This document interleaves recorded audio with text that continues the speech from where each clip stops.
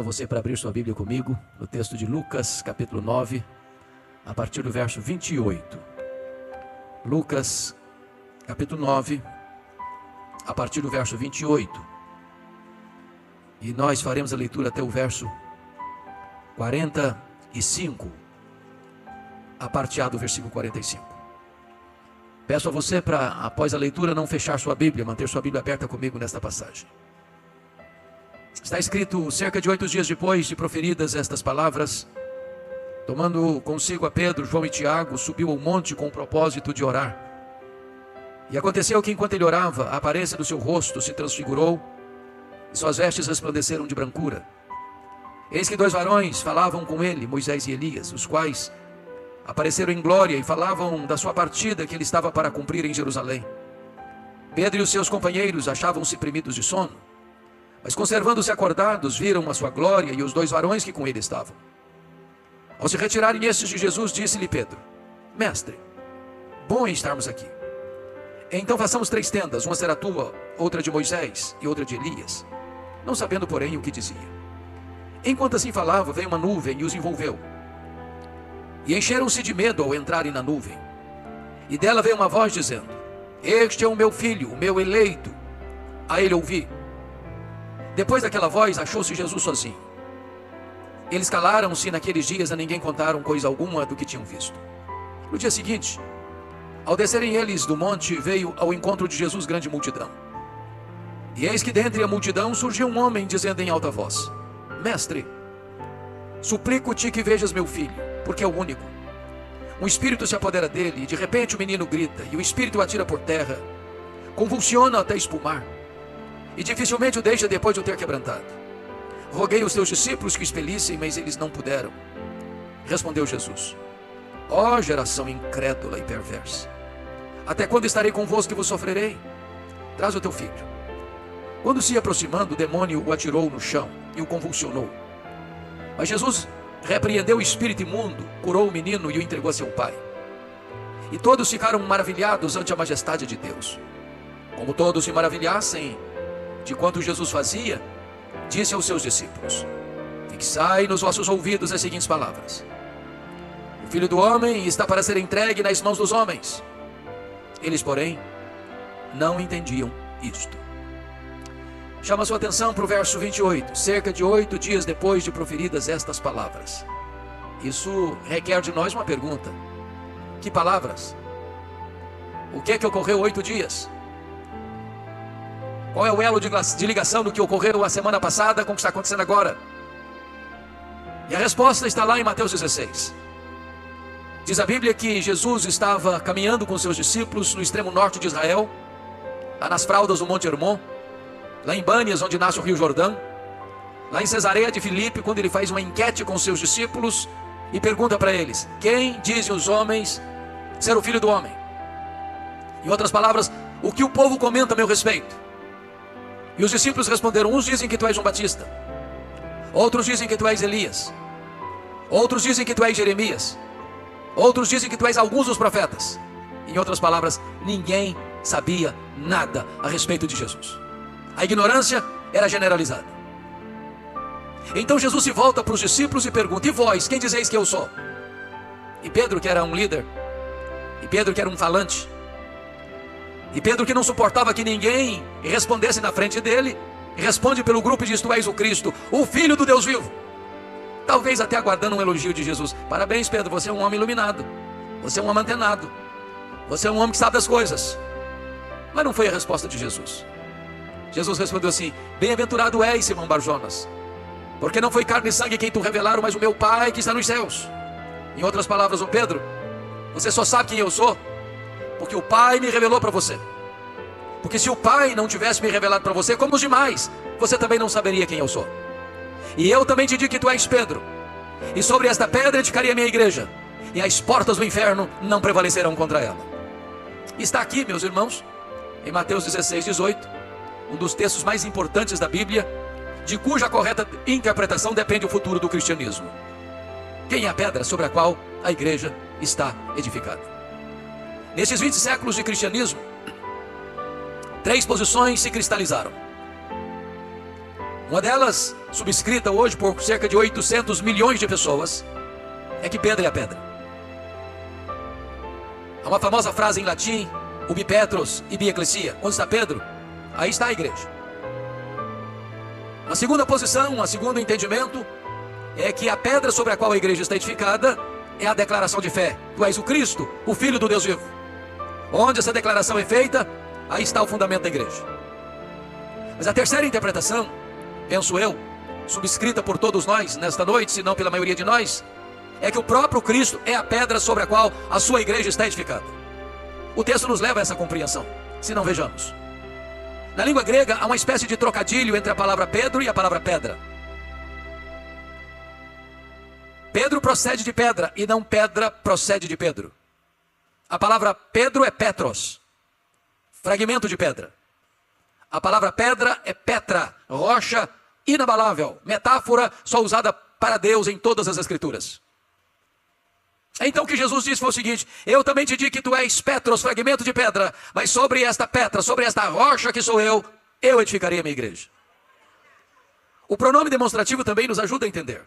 Vocês bem sabem que tanto em grego, quanto em inglês, quanto em português, há uma diferença entre o pronome esta e essa.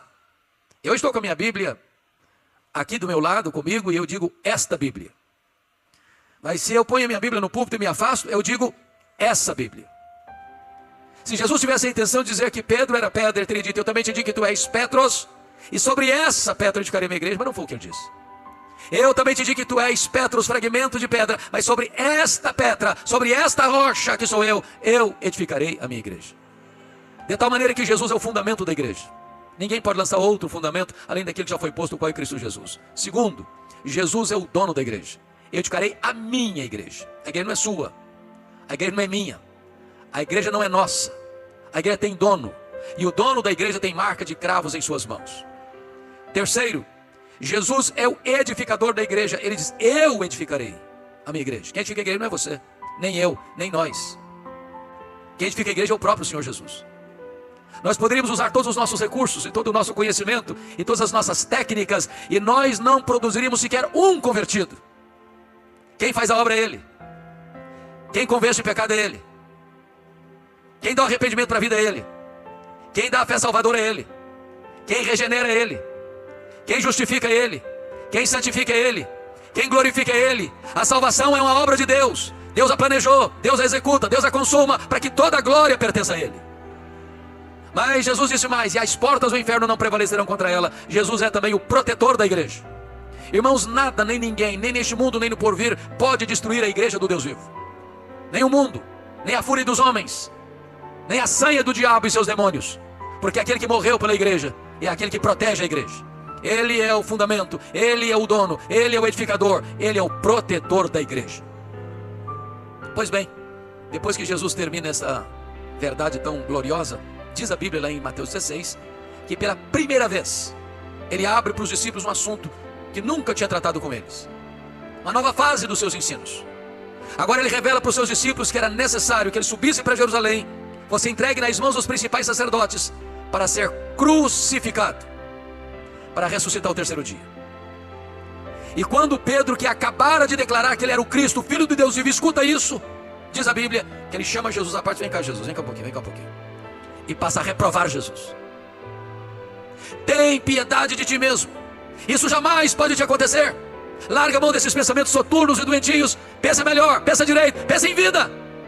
E diz a Bíblia que Jesus olha para ele e diz: arreda, Satanás, és para mim causa de tropeço. Não cogitas as coisas de Deus, apenas as coisas dos homens. Pensem comigo. Se Pedro fosse a pedra fundamental da igreja, a igreja estaria edificada sobre areia movediça. Bendito seja Deus, porque a igreja está edificada sobre a rocha que não se abala, a rocha dos séculos. Entendamos, porém, o que Jesus não disse. Jesus não está chamando Pedro de Satanás aqui. Segundo, Jesus não está dizendo que Pedro está endemoniado aqui. Terceiro, Jesus não está mandando Pedro arredar. Então o que Jesus está dizendo? Jesus está mandando Satanás arredar. Que Satanás? O Satanás que está induzindo Pedro a afastar Jesus da cruz. Porque se não entendermos isso, nós vamos dizer: arreda Pedro. Aí o Satanás fica. Não, quem arreda é Satanás. Pedro fica. Pedro é discípulo. Pedro é apóstolo. Em Pedro Jesus vai continuar investindo. E exatamente a transição que nós começamos a ler nesse texto, cerca de 8 dias depois. Jesus vai subir para um alto monte para orar. E a quem ele leva? A Pedro, a Tiago, a João. Sabe o que significa isso, irmãos? Apesar das nossas fraquezas, apesar das nossas mazelas, apesar dos nossos deslizes, apesar das nossas contradições, Jesus não desiste de nós. Louvado seja o seu nome. E a partir de agora, então, eu gostaria de olhar para esse texto sobre 3 perspectivas, 3 grupos distintos. O primeiro deles formado por Pedro, Tiago e João, aquele trio que era mais próximo de Jesus, e Jesus seleciona os 3 para subir com ele, para dar-lhes uma espécie de antevisão do que seria o céu, porque eles estavam chocados com a ideia da morte e a ideia da cruz, e Jesus vai mostrar para eles que a cruz precede a glória. E esses 3 discípulos representam um grupo, porque nesse monte eles vão ver milagres extraordinários, mas eles estão desprovidos de entendimento espiritual. Então vou batizar esse grupo de a espiritualidade do monte, do êxtase sem entendimento. Depois nós vamos olhar o segundo grupo, os 9 que ficaram ao sopé do monte. Tem uma multidão por lá. Eles não oram, eles não jejuam, eles não creem. Mas Marcos, que relata o mesmo episódio, nos informa que eles estão discutindo com os escribas, os inimigos da obra. E eles estão desprovidos de poder. E então vou batizar esse segundo grupo como a espiritualidade do vale, da discussão sem poder. E finalmente, nós vamos olhar a espiritualidade de Jesus, que pode ser sintetizada em 3 palavras: oração, obediência e poder. Vejamos então o primeiro grupo. Diz a Bíblia que Jesus sobe este monte com o propósito de orar. E Jesus ora. E os discípulos dormem. O que dá prazer a Jesus dá cansaço neles. O que é o deleite de Jesus dá sono neles. Mas vale destacar, meus irmãos, que Pedro, Tiago e João estão nesse monte vendo 4 milagres insólitos, extraordinários. Primeiro milagre: Jesus é transfigurado diante deles. O rosto de Jesus brilha como o sol. As vestes de Jesus resplandecem como a luz. Segundo milagre: Moisés e Elias, representante da lei e dos profetas, aparecem em glória conversando com Jesus. Versículo 31, sobre a sua partida para Jerusalém, ou seja, sobre a sua morte na cruz. Terceiro milagre: uma nuvem luminosa os envelopa, e eles são tomados de grande pavor ao entrarem nesta nuvem luminosa, nessa nuvem de glória. Quarto milagre: de dentro da nuvem surge uma voz divina dizendo: este é o meu filho, o meu eleito, a ele ouvi. E não obstante milagres tão extraordinários, esses homens estão desprovidos de entendimento. E por que é tão importante enfatizar isso agora? É porque nós estamos vivendo uma geração que está correndo atrás de milagres, ávida por ver milagres, acreditando em milagres que nunca ocorreram, pregando ou anunciando milagres que nunca aconteceram, num equívoco frontal às Escrituras, achando que se nós virmos ou enxergarmos mais milagres, nós vamos crer mais. A Bíblia diz que a fé não vem pelo milagre, a fé vem pelo ouvir e ouvir a palavra de Deus. Aliás, nesse monte estão representados 3 gerações: a geração de Moisés, a geração de Elias e a geração dos apóstolos. Leia sua Bíblia e você verá que essas foram as 3 gerações que mais viram milagres na história, e essas foram as 3 gerações mais incrédulas da história, vendo milagres, mas sem discernimento espiritual. E o que eles não estão discernindo? Primeiro, eles não discernem a centralidade da pessoa de Jesus. Quando Pedro disse assim: mestre, bom estarmos aqui, vamos fazer 3 tendas, uma será tua, outra de Moisés, outra de Elias. Diz a Bíblia que ele não sabia o que estava falando. E por que ele não sabia o que estava falando? Porque estava falando uma bobagem. Que bobagem? Pedro está comparando e equiparando Jesus a Moisés, o representante da lei, e a Elias, o representante dos profetas. Mas Jesus não é apenas um grande homem entre os homens, Jesus é o próprio Deus entre os homens. Ele é único, ele é singular, ele é incomparável. Você vai ver na história alguns homens, você chama Alexandre o Grande, Herodes o Grande, Napoleão o Grande. Você não vai encontrar Jesus o Grande. Ele não é grande, ele é absoluto, ele é único, ele é absoluto, ele é Deus, ele é incomparável. Vendo milagres, mas não discernindo a centralidade da pessoa de Jesus. Segundo, vendo milagres, mas não discernindo a centralidade da missão de Jesus. Notem vocês, versículo 31. que a pauta da reunião de Moisés e Elias com Jesus no monte foi sobre a sua partida. A palavra no grego aí é a palavra êxodos, de onde vem a nossa palavra portuguesa êxodo. E o que foi o êxodo? Senão a libertação de Israel da escravidão do Egito. E o ponto nevrálgico da libertação foi a morte do cordeiro, o sacrifício feito, o sangue derramado, o sangue aplicado. E na verdade o nosso êxodo aconteceu aonde? Na cruz do Calvário, quando o Cordeiro de Deus foi imolado e quando o seu sangue foi vertido. Ali aconteceu o nosso êxodo, ali as nossas algemas foram quebradas, ali o preço foi pago, ali a nossa redenção foi adquirida. Agora notem, diz a Bíblia, quando Jesus desce do monte, Jesus liberta o menino endemoniado. E o versículo 43 nos informa que todos ficaram maravilhados do quanto Deus fazia por intermédio dele. E a pergunta é: todos quantos? Todos quem? E a resposta é toda a multidão e os discípulos inclusive. Só que Jesus viu nessa admiração um perigo, uma ameaça. Que perigo? Que ameaça? A mesma que ocorrera lá em João 6. Vocês se lembram que quando Jesus multiplicou pães e peixes, lá em João 6, a multidão quis arrebatar Jesus para fazer um rei, um messias político, apenas um operador de milagres, que vinha alimentar famintos, curar enfermos, purificar leprosos, libertar endemoniados. E quando Jesus percebeu que a agenda da multidão era essa, ele tirou os discípulos do local. Ele forçou os discípulos a sair do ambiente. E ele ficou sozinho despedindo as multidões, porque Jesus não queria que os discípulos enfrentassem essa agenda perigosa de um Messias apenas político. Ele não veio ao mundo apenas para fazer milagres, ele veio ao mundo para morrer pelos nossos pecados. Agora Jesus percebe a mesma coisa. E então no verso 44, perceba comigo aí, Jesus não fala para a multidão, Jesus se volta para os discípulos e diz assim para eles: fixai nos vossos ouvidos as seguintes palavras: o Filho do Homem vai ser entregue nas mãos dos homens. Trocando em miúdos, sabe o que Jesus está dizendo para eles? Não pensem vocês que eu vou mudar minha agenda. Não pensem vocês que eu vim ao mundo apenas para fazer milagres. Entendam isso, compreendam isso. É para a cruz que eu estou indo. A cruz é o meu destino. É para lá que eu vou, porque é lá que vai acontecer o êxodo de vocês. É lá que a salvação de vocês vai ser consumada. Mas o versículo 45 diz que eles não entenderam isto. Vendo milagres, mas sem discernir quem é Jesus. Vendo milagres, mas sem discernir o que Jesus veio fazer. Meus amados irmãos, este é um grande perigo ainda hoje. Quantas pessoas que estão correndo atrás de milagres, mas não entenderam ainda a essência do cristianismo, do que é uma vida cristocêntrica, do que é uma igreja cristocêntrica, do que é a ênfase mais importante das Escrituras. Jesus está no centro da eternidade, da história, da igreja, da Bíblia, do céu, de todas as coisas. Ele é o centro. Mas vamos agora para o segundo grupo. Os 9 que ficaram no sopé do monte. Eles também não oraram. Eles também não jejuaram. Eles também não tiveram fé. E Marcos 9 vai nos informar que eles começam a discutir com os escribas. E quem eram os escribas? Os teólogos, os doutores da lei, os opositores de Jesus. E aqui está um grande perigo para a igreja cristã no nosso tempo.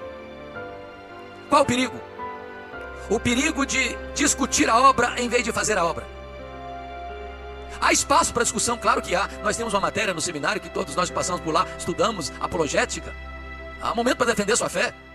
Mas é um grande risco, meus irmãos, quando a igreja se reúne para discutir a obra. E às vezes domingo após domingo, escola dominical após escola dominical, nós nos reunimos para discutir a obra, e estudamos a obra, e avaliamos a obra, nos aprofundamos na obra, e encontramos congressos para discutir a obra, e marcamos conferências para discutir a obra, e nós fazemos viagens para congressos a 500 quilômetros para discutir a obra, e nós atravessamos o Atlântico para enfrentar conferências para discutir a obra, e às vezes passamos o tempo todo discutindo a obra, em vez de fazer a obra. E enquanto discutimos a obra, o diabo age. Porque notem vocês que o diabo está agindo enquanto os discípulos estão discutindo. E porque estão discutindo não estão orando. E porque estão discutindo não estão jejuando. E porque estão discutindo não estão fazendo. E porque estão discutindo estão desprovidos de poder. E o que é cruel é que o diabo age com requinte de crueldade porque tem um menino, um filho único, endemoniado. E o que é pior é que ele está dessa maneira desde a sua infância.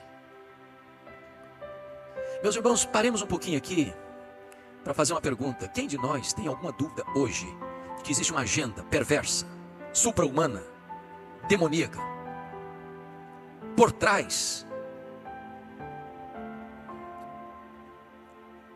da questão lúdica que envolve as crianças no Brasil e no mundo? É muito ocultismo. É muita violência, é muita loucura. Há uma mente perversa querendo distorcer e destruir as crianças. Há poucos dias eu fiquei chocado, pastor, quando li aqui no Brasil, de uma escola, no interior do Brasil, onde o diretor da escola descobre um livro didático, que veio para ser estudado, como literatura didática para a escola. Uma história macabra. E o livro relatava o fato de um pai propondo casamento com a filha, casar com a filha.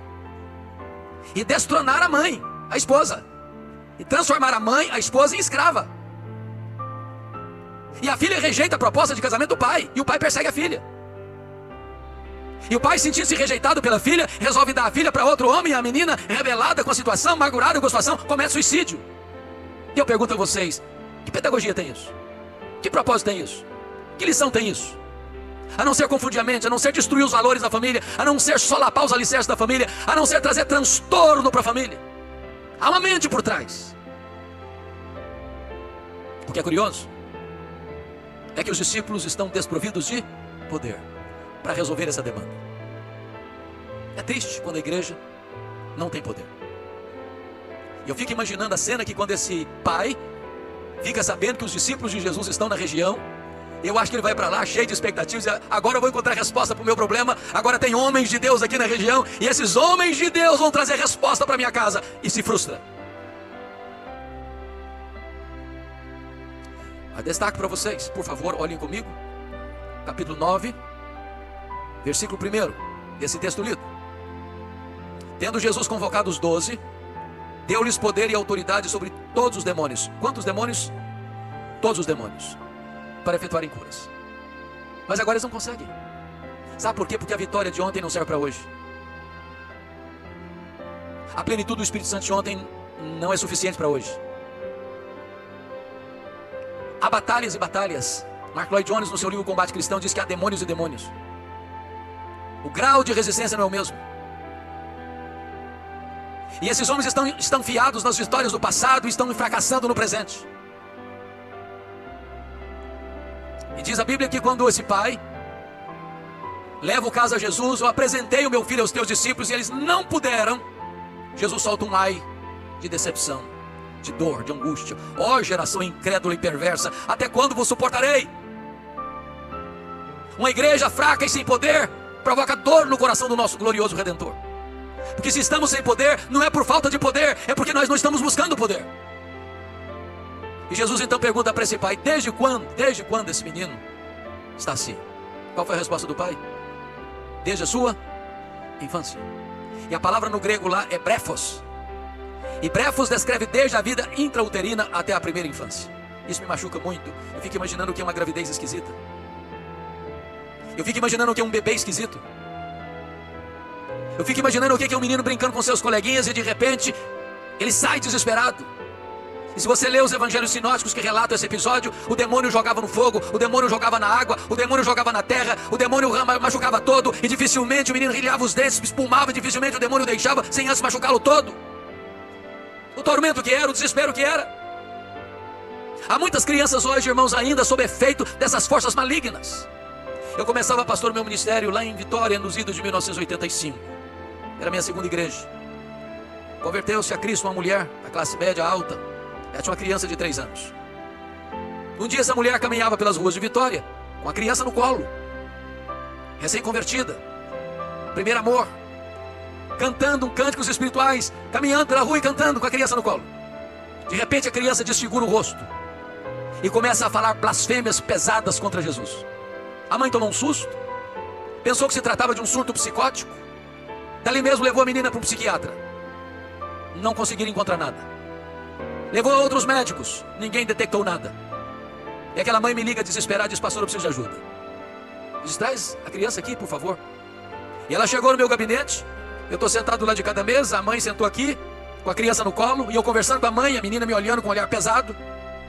Quando eu comecei a falar do nome de Jesus, essa criança saltou do colo da mãe, possessa, e começa a serpentear no chão com uma cobra, falando blasfêmias horríveis. Eu clamei pelo nome do Senhor Jesus. O Senhor libertou aquela menina. E eu perguntei, mãe, me conta um pouquinho da história dessa criança. E ela me disse, pastor, o meu marido era um homem altamente envolvido com feitiçaria. Quando eu estava grávida, ele consagrou essa criança aos espíritos, aos guias, aos demônios. Eu estava vendo o resultado ali. Quantas crianças atormentadas, acorrentadas, prisioneiras, precisando de libertação. Quantas pessoas cativas precisando de libertação. Mas muitas vezes os discípulos estão discutindo a obra em vez de estarem fazendo a obra. Espiritualidade do monte, êxtase sem entendimento. Espiritualidade do vale, discussão sem poder. Mas eu gostaria agora de olhar com vocês a espiritualidade de Jesus, que pode ser resumida em 3 palavras. Primeiramente, oração. Diz o texto que Jesus subiu esse monte para orar, e ele orou. E os discípulos dormiram. E porque ele orou, algumas coisas aconteceram. Primeiro, porque ele orou, o seu rosto se transfigurou, as suas vestes resplandeceram de brancura. Ou seja, a Shekinah de Deus, a glória de Deus vaza o nosso corpo e as nossas vestes quando nós oramos ao Senhor. Segundo, porque Jesus orou, o Pai o preparou antecipadamente para enfrentar a cruz. A conversa da semana passada foi sobre a cruz. Mas Jesus ora, e o Pai traz um antegosto, uma antevisão da glória do céu, não só para o seu filho, mas para os discípulos que tinham ficado alarmados. Quando você ora, Deus prepara você antecipadamente para enfrentar as grandes lutas da vida. Terceiro, porque Jesus orou, o Pai o defendeu. Meus irmãos, eu fico imaginando essa cena, e Jesus poderia ter dito para Pedro: ô Pedro, a semana passada você já deu um furo tão grande, Pedro. De novo agora, Pedro? Será que você não cresce, meu irmão? Será que você não amadurece? Será que você não entende as coisas? Que negócio é esse? Você me comparar com Moisés e Elias? Você não sabe quem eu sou não, Pedro? Não, Jesus não se defendeu. Jesus orou. E porque Jesus orou, o Pai o defendeu. Quando colocou os dentes de uma nuvem luminosa e gritou lá de cima: este é o meu filho, o meu eleito. Aí ele ouviu. E quando eles abriram os olhos, não tinha nem Moisés e nem Elias mais. É só Jesus, é só Jesus, é só Jesus. Você não tem que se defender, você tem que orar. Porque quando você ora, Deus defende você. Quando você cuida da sua piedade, Deus cuida da sua reputação.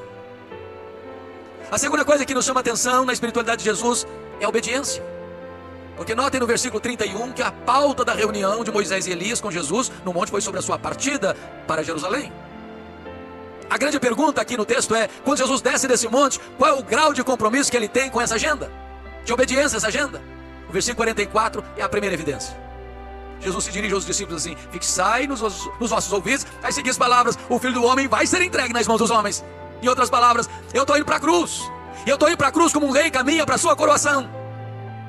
Não estou indo esperneando, eu estou indo consciente. Ninguém tira a minha vida de mim. Pelo contrário, eu deliberadamente, voluntariamente a dou. Segunda evidência, confira comigo o versículo 51 desse mesmo texto de Lucas 9. Diz o texto que: e aconteceu que, a se completar os dias em que ele devia ser assunto ao céu, manifestou no semblante a intrépida resolução de ir para Jerusalém. Eu gosto disso. Manifestou no semblante, estava na cara. Mas ele não manifestou no semblante uma tímida, uma covarde, uma medrosa resolução, não. Uma intrépida resolução de ir para Jerusalém. Agora olha o verso 53. Mas os samaritanos não o receberam, porque o aspecto dele era de quem decisivamente ia para Jerusalém. Obediência, segura, firme, pétrea, inegociável, mesmo sabendo que o caminho passava pela cruz. Mas finalmente, a espiritualidade de Jesus é caracterizada por poder. A queixa desse homem, desse pai: eu apresentei o meu filho aos teus discípulos e eles não puderam. Então diz a Bíblia que Jesus disse para o pai: traz o teu filho, traz o teu filho. Quando o menino estava chegando, o demônio jogou-o no chão, e o menino espumava, rilhava os dentes. E Marcos, e só Marcos relata isso, em Marcos 9, que Jesus se dirige aos espíritos, que é um espírito mudo, surdo e imundo, uma casta de demônios.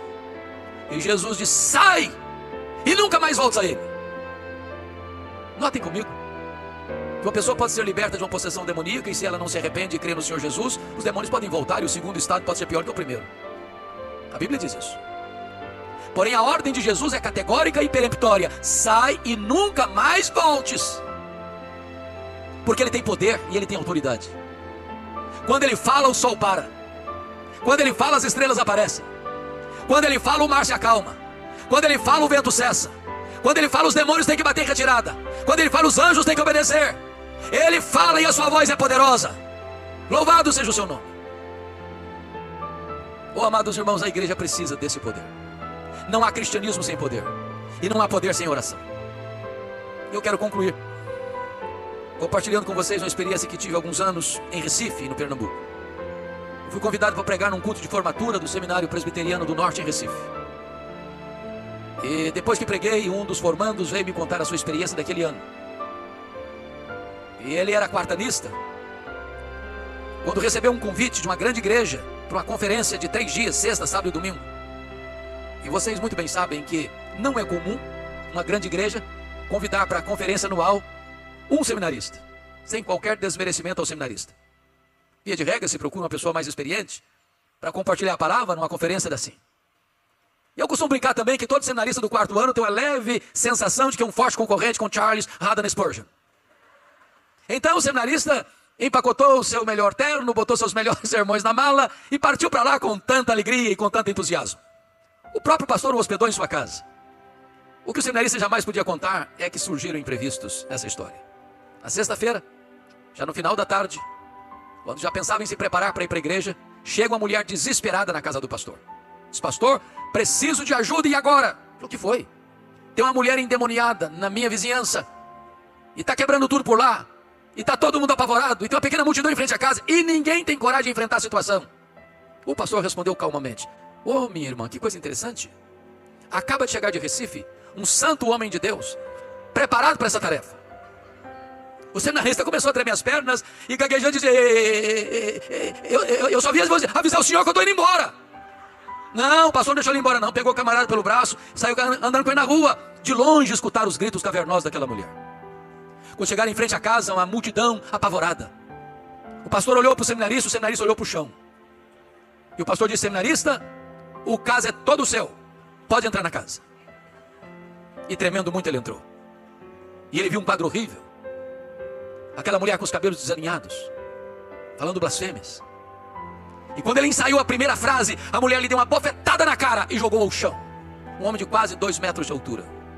E ele disse que ficou mais de 1 hora nocauteado no chão. E a mulher bufando como uma fera selvagem ao redor dele, falando blasfêmias. Ele disse: pastor, a minha vida passou como um filme na minha cabeça. Eu senti quão fraco eu estava, quão seco eu estava, quão despreparado eu estava. E ele disse que depois de mais de 1 hora ali no chão, humilhado, envergonhado, nocauteado, como Sansão agarrado nas colunas, ele começa a clamar a Deus por misericórdia. Diz: meu Deus, tem misericórdia de mim. Eu sou teu servo, Senhor. Não me deixes envergonhado. Não me deixes humilhado diante do inimigo. Restaura minhas forças, restaura meu poder.